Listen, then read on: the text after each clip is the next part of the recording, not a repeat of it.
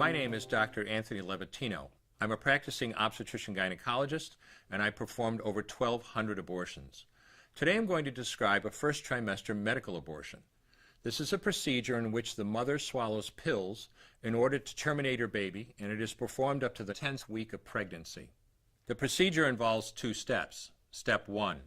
At the abortion clinic or doctor's office, the woman takes pills which contain mifepristone, also called RU46. RU46 blocks the action of a hormone called progesterone. Progesterone is naturally produced in the mother's body to stabilize the lining of the uterus. When RU46 blocks progesterone, the lining of the mother's uterus breaks down, cutting off blood and nourishment to the baby, who then dies inside the mother's womb. It is important to note that even after it has been taken, it is possible to reverse the effects of RU46 and save the baby if progesterone is administered. The sooner, the better. Step 2. 24 to 48 hours after taking RU46, the woman takes misoprostol, also called Cytotec, that is administered either orally or vaginally. RU46 and misoprostol together cause severe cramping, contractions, and often heavy bleeding to force the dead baby out of the woman's uterus. The process can be very intense and painful, and the bleeding and contractions can last from a few hours to several days. While she could lose her baby anytime and anywhere during this process, the woman will often sit on a toilet as she prepares to expel the child, which she will then flush. She may even see her dead baby within the pregnancy sac. At 9 weeks, for example, the baby will be almost an inch long, and if she looks carefully, she might be able to count the fingers and toes.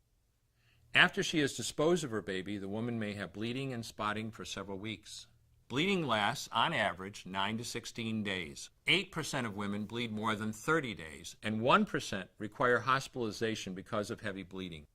The failure rate increases as the pregnancy progresses. If failure occurs, she will usually be offered a surgical abortion.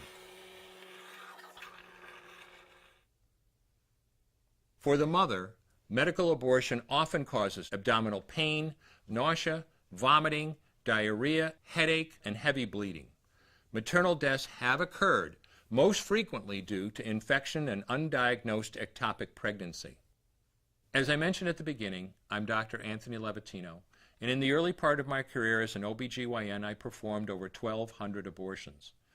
One day, after completing one of those abortions, I looked at the remains of a preborn child whose life I had ended, and all I could see was someone's son or daughter.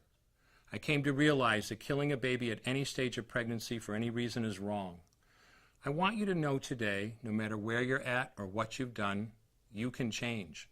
Make a decision today to protect the preborn. Thank you for your time. I will no longer do any more abortions. When you finally figure out that killing a baby that big for money is wrong, that it doesn't take you too long to figure out it doesn't matter if the baby is this big or this big or this big or maybe even this big, it's all the same. And I haven't done any since then, and I never will.